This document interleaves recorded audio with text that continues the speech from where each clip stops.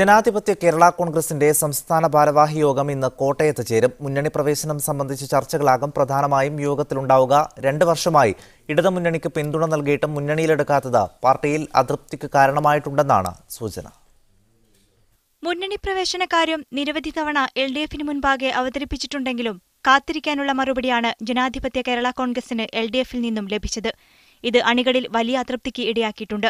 KM മാണിയെ ഇടതുമുന്നണിയിൽ കൊണ്ടുവരാനുള്ള CPM നീക്കം പരാജയപ്പെട്ടതോടെ മുന്നണി പ്രവേശനമെന്ന അജണ്ട ശക്തമാക്കാനാണ് ജനാധിപത്യ കേരള കോൺഗ്രസിന്റെ തീരുമാനം.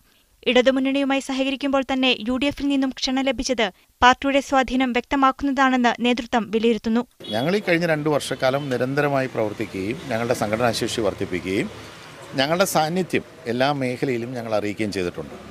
സ്വാഭാവികമായും ഞങ്ങൾ ഉൾപ്പെടുന്ന ഒരു മുന്നണി സംവിധാനത്തിൻ്റെ ഭാഗമായാൽ അതിൻ്റേതായിട്ടുള്ള രാഷ്ട്രീയ പ്രയോജനം കിട്ടുമെന്നുള്ള ഒരു ബോധ്യം അതുള്ളതുകൊണ്ടായിരിക്കണം അവർ ഞങ്ങളെ കൂട്ടണമെന്ന് പറഞ്ഞത്.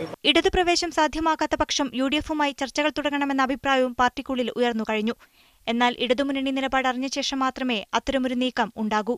പാർട്ടിയെ തിരികെ കേരള കോൺഗ്രസ് MLAക്ക് ലയിപ്പിക്കാനുള്ള നീക്കം നടക്കുന്നുവെന്ന വാർത്തകളെയും ഫ്രാൻസിസ് ജോർജ് തള്ളി.